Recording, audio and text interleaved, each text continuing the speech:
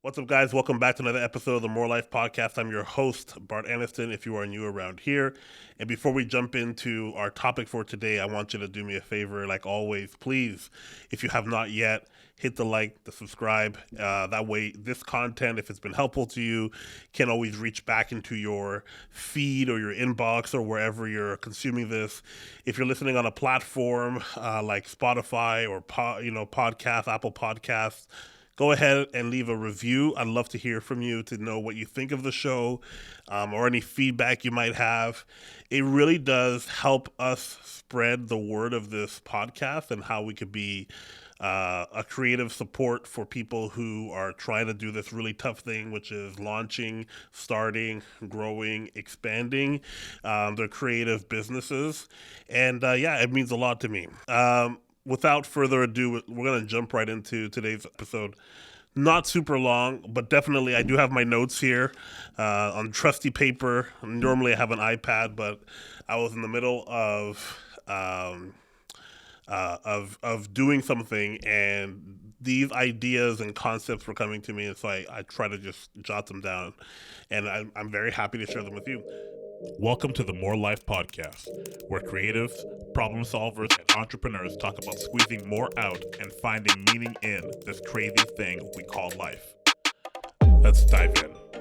There's some great things or clarifying things that we've been going through in Creative Partner, that we've been, using our time to make sure that we are still always refining and clarifying our purpose and why we exist.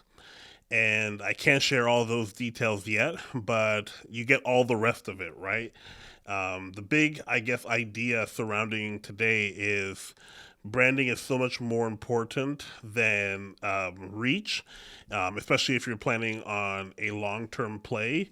I've been fortunate enough now to be doing Creative Partner for 6 years, 6.5. And we've seen great things happen, and we've also seen challenging things happen.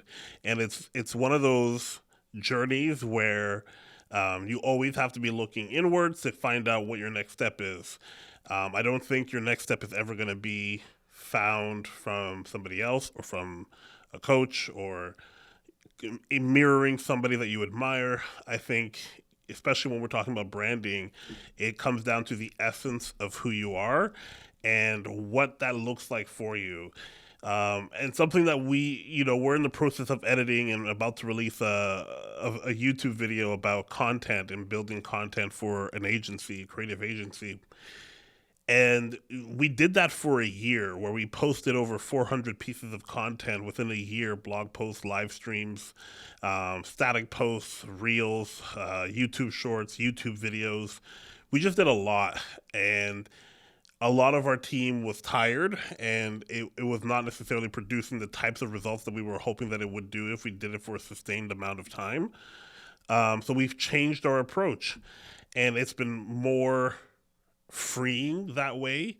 And we've been able to hunker down and really focus more specifically on the things that are truest and most aligned with who we are.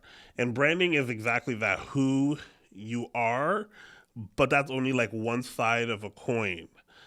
It's also, more importantly, how you're seen, right? That reputation that you have is extremely important. A lot of people, when we talk about brands, and we do this a lot as a branding agency, talking with companies, talking with businesses, number one, they get a little bit flustered, wondering why we're asking them the ins and outs of all of their business.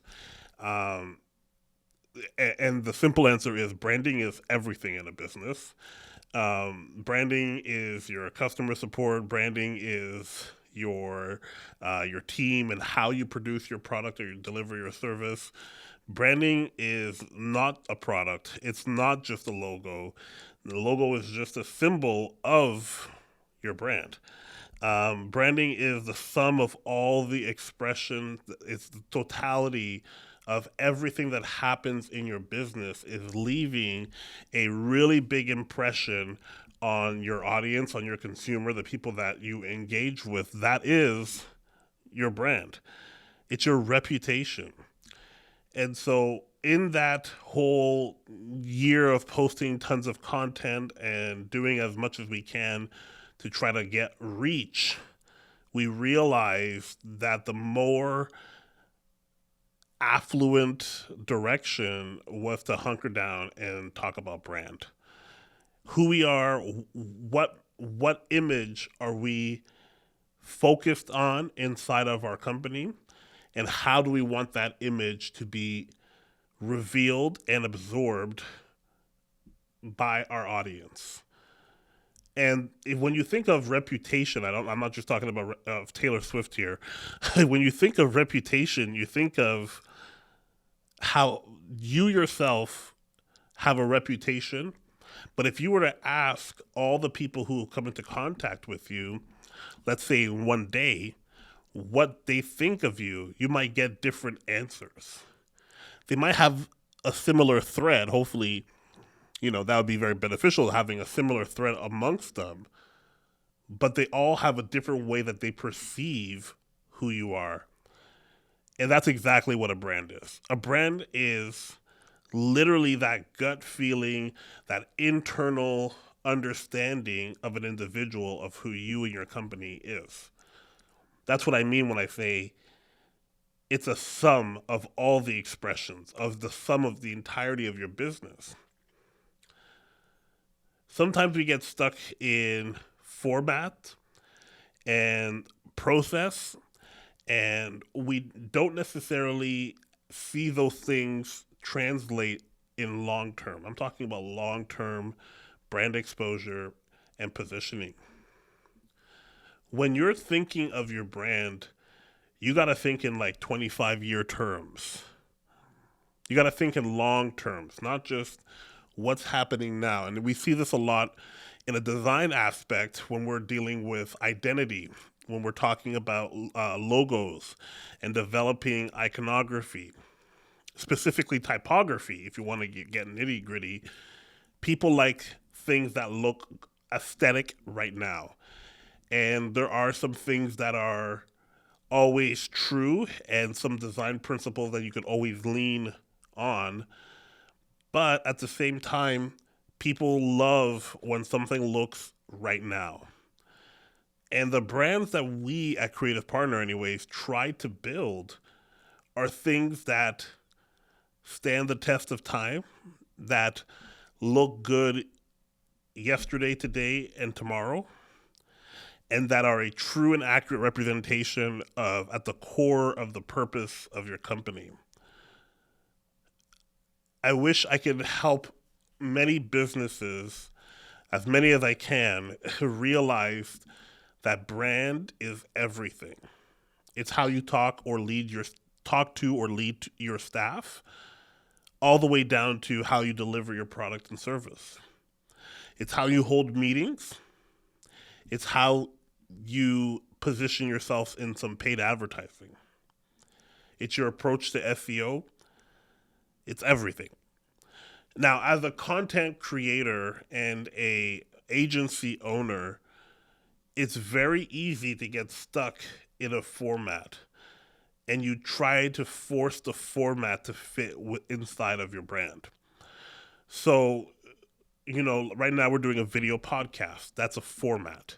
Me having a guest one week and having a solo episode one week.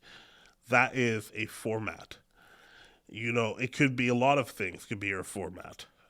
The format of your content or your creation of your expression of your branding can have a format. But if you're using your format as its own, whatever is hot right now, YouTube is promoting podcasts, so we're going to have a video podcast.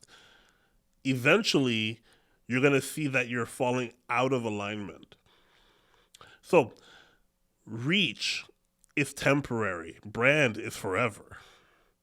Focus on the brand. That's the first major thing that we're hunkering down even more so. We're a very brand conscious company. The way we talk with our staff, the way we onboard people, I think we do a good job of having a symbiotic vibe, for lack of a better term. And I've never had a problem with people being client side because I know the people that work with me would represent what creative partner is and stands for just as well as I would.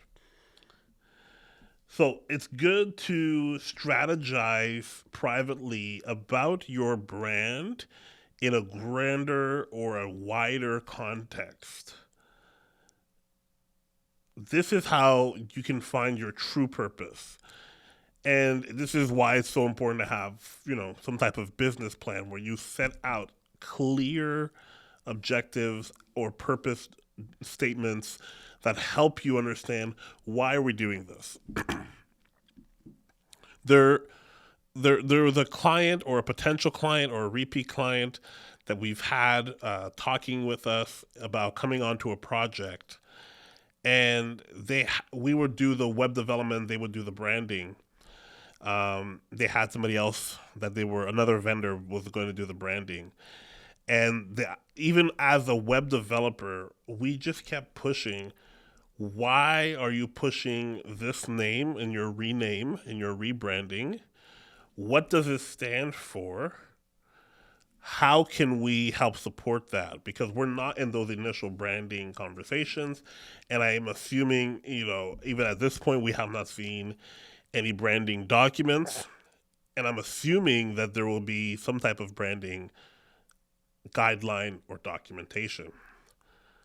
But even as a designer and developer for a website, when you're trying to help a client, you have to know the reason why these things are important or why they've named the company this way, so you can understand the perspective of A, the client, your client, the person whose company this is, and B, the user who's going to be using this website. We have to avoid just running into something and then trying to build it halfway through or flesh out the full idea halfway through. So the big idea here with brand and reach, these things are on opposite side. Reach is instant, it's now. Brand is a bit longer, and it requires more conversations. A brand is transformational, and when you're going after reach, you're looking at transactional. I want to create a YouTube video or a podcast, and I want to have 1,000 views on it right away. Whereas a brand is, I'm looking at making transformational content that will stand the test of time. I'm looking at creating transformational products and services that will stand the test of time, that we could reference and look back on in our case studies, in our research, in our presentations. Having transformation, I think, is the biggest aspect that we love to see in a brand, but sometimes we chase after it by chasing after reach and exposure. Branding is storytelling. Branding is emotional. Reach is tactical. Reach is emotionless. Reach is, like we said, is a transaction. Brand is about self-discovery. Reach is about behavioral study. When you want to reach, all you do is look at the people or the audience in which you're looking to speak to, and then you just try to appease and talk to whatever it might be that will get their attention.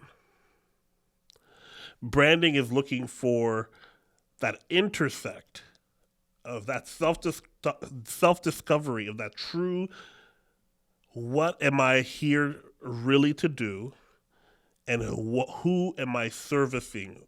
Who will benefit from this expression of my company?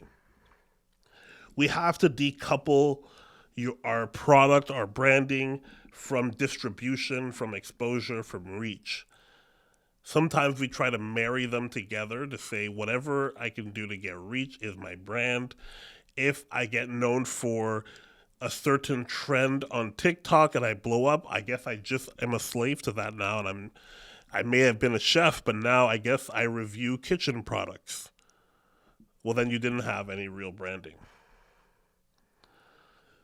We gotta chase and look after what exactly is a reputation that we are developing that we want our audience to be impressed by.